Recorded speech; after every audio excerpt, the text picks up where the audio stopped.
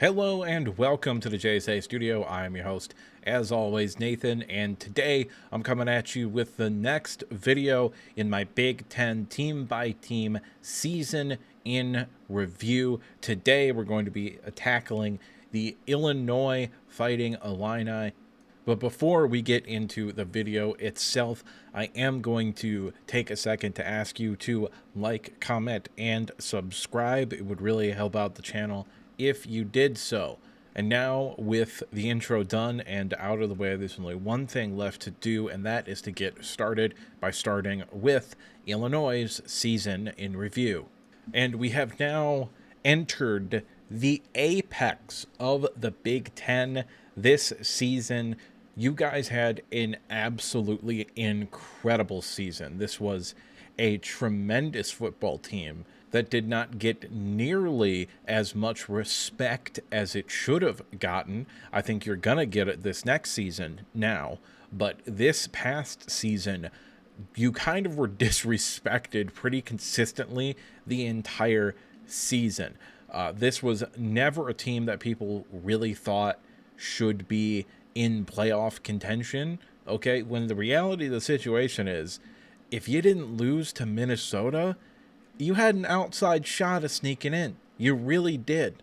Now, Minnesota was a team better than its record, but that's still a bad loss in my opinion. I think you had opportunities to win that game that just weren't taken advantage of, in my opinion.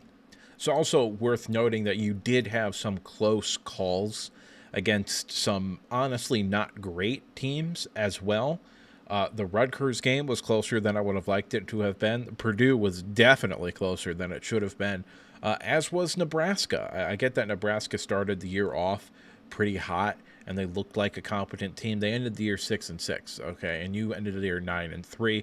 You won in overtime. However, the only memory I have of that game is Dylan Raiola missing that wide open touchdown. I believe the last time, or the second to last time, Nebraska had the ball, and he just airmailed it when there was nobody anywhere near the wide receiver in the end zone. So Nebraska very easily could have won that game. However, all things considered, Nebraska didn't win that game. You won that game, and you also lost to Minnesota. Luke Altmaier, I think, was the breakout star from this past season in all of the Big Ten. He is the quarterback returning in the Big Ten, and this is a sentiment I've echoed previously in other videos. He is the quarterback returning in the Big Ten that I have the most confidence in terms of actually being a good quarterback, okay? We don't know what Bryce Underwood for Michigan is going to be, or Mikey Keene, I guess. We do kind of know what Mikey Keene is going to be, but we don't know what Bryce Underwood is, so that could be an interesting thing.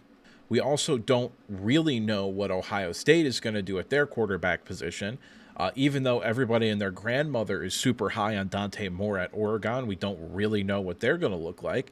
Now, you figure with Will Stein's track record of making quarterbacks look really, really good, you figure that that's probably going to be a really good football player here.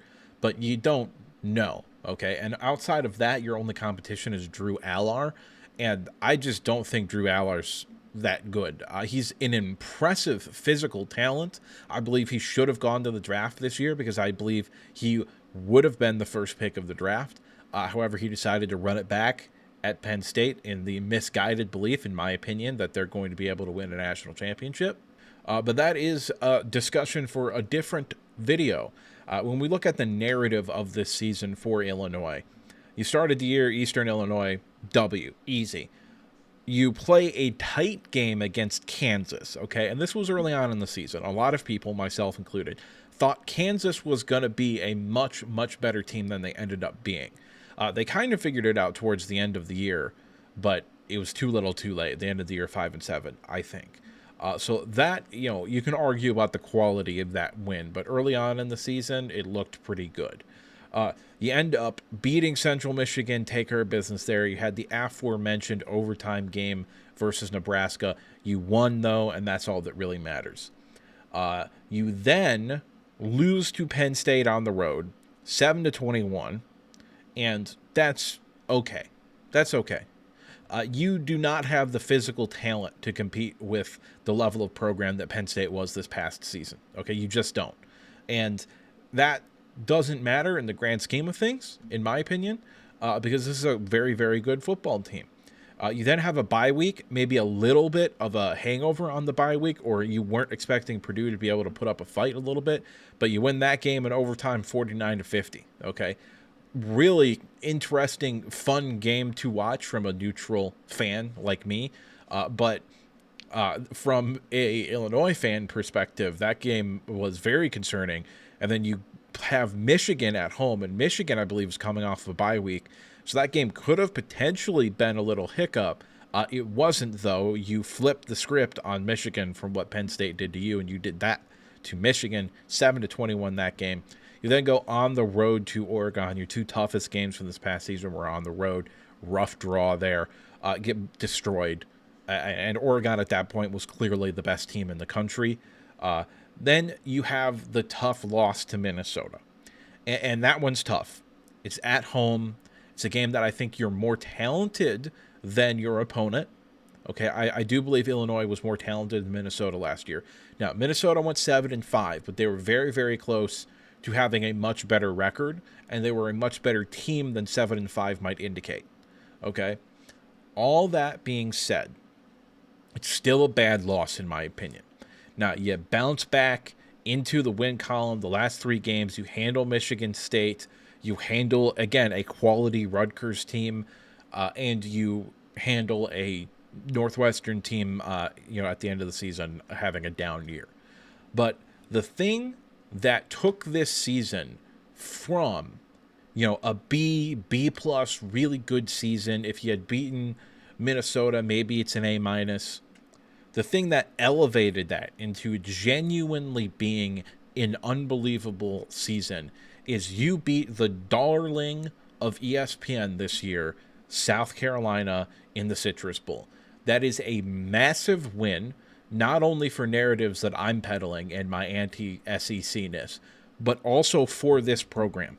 You proved that given enough time, you had the talent, the physicality, and the quarterback play to be able to deal with a team like South Carolina that has NFL talent all over the place. Legitimately. They've got maybe a first-round pick at quarterback. We'll see if he takes that leap this year. They have multiple NFL-caliber athletes at the wide receiver and tight end position. They have a really, really good running back in Raheem Sanders. He's not there anymore, but he was there in the bowl game. I don't know if he sat out or not. But either way, the running back room is fairly deep from what I understand. They also had an absolutely incredible defensive line loaded with talent that you handled very, very well in that game. So this is a tremendous, tremendous win. And that's why the grade for this season for me is, in fact, an A. The only thing keeping this from being an A plus is, in fact, that loss to Minnesota. Because I do think you have to punish the bad loss there, because that was a bad loss in my opinion. But this is still an A season. This is an absolutely incredible season. I am very happy for you if you are an Illinois fan. I think this program is on an upward trajectory. Now, it is still a building program, as I like to refer to them as, which is it takes you a year or two, maybe 3 years to build to a point where you can get to that 9-10 win plateau. However, maybe you aren't actually a building program anymore, or maybe your floor in a building program year is like 7-5, 8-4, and then your middle of the pack is 9-3, 10-2, and the ceiling is legitimately competing in the Big Ten, because that could be what happened. Depends a lot on what's going to happen this year with this team, which we're going to get into right now. But just in terms of returning talent alone, this is one of the teams in the Big Ten that has been held together the most, okay? You've got Altmaier coming back, okay? Now, you do have new wide receivers and running backs, okay? But outside of that, you've got a lot returning on defense. And unless I'm mistaken, all 5 starters on the offensive line are back. And having continuity like that at the college football level is quite frankly absurd. So that could be a massive, massive deal heading into this season, especially early on in the year, where you have one of your tougher games going on the road against Duke. Okay, you open against Western Illinois. Okay, that's probably a W. I think we can move past that game. You then play Duke, and I don't know what to think about Duke per se. Okay, I love Manny Diaz. I think he's a fantastic defensive coach. I think he was kind of shafted at Miami, okay, and then they went out and got a quote-unquote big name, and it didn't particularly work out very well for them, but it's whatever. I think they probably would have just been better off keeping Manny Diaz and having an identity, which is not something that team has right now, but we're getting sidetracked here, okay? And I know they're going to be able to play defense. They got that big-time transfer at the quarterback position that they're paying $4 million for, which is insane, okay? But that's, or at least that's been what's reported, that he's getting $8 million over 2 years. So he's getting $4 million a year, which is absolutely unbelievable in terms of just money that a player is getting in college football, especially to go to Duke. You know what I mean? Like if LSU or, Florida or somebody had paid you that, I think that would have been less shell-shocking to me, but man, going to Duke for $4 million, I mean, I'll go to Duke for $4 million. That's crazy. Anyway, that's a tough game. I think it's a game you absolutely can win because I don't know what the rest of Duke's roster looks like, especially offensively, even with supposedly a very, very good quarterback. I think worst case scenario for you guys is that quarterback is as good as Luke Altmaier. I think that's worst case scenario. But I think more likely than not, you're going to have the advantage at the quarterback position. And defensively, you've also got a really good defense. So I think that's stylistically a game that's going to tell us a lot about the ACC and the Big Ten next year. So I'm going to hope you win that game. But that's probably going down as a 50-50 game. Now, the next week, you'll get to bounce back against Western Michigan. That's just not a team that should be able to compete with you physically. You then go on the road to Indiana. And that one's tough because I don't know what Indiana is going to look like. Indiana has a lot of question marks. So I'm going to lean towards W in that game. I also think USC has a lot of question marks, but we don't really know what they're going to look like. We really don't.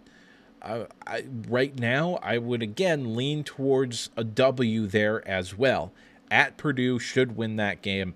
Home against Ohio State. Now, if this was earlier on in the season, I would say maybe upset alert for Ohio State. But this isn't early on in the season. This is the middle of October. I think Ohio State probably would have gotten shit figured out by now. So I'm going to say that's probably an L. At Washington, that's a tough game. Tough game. I'm going to lean towards an L there as well. Home against Rutgers, I would lean towards W. Home against Maryland, I would lean towards W. Away at Wisconsin, I would also lean towards a W. I just don't really particularly have a whole lot of reason to believe in Luke Fickell right now.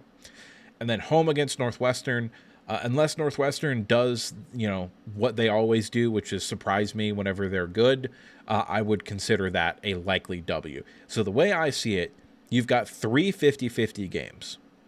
Duke, Indiana, and USC, because I don't really know what they look like. I've got 2 games that I'm leaning towards L's in, with Ohio State and Washington.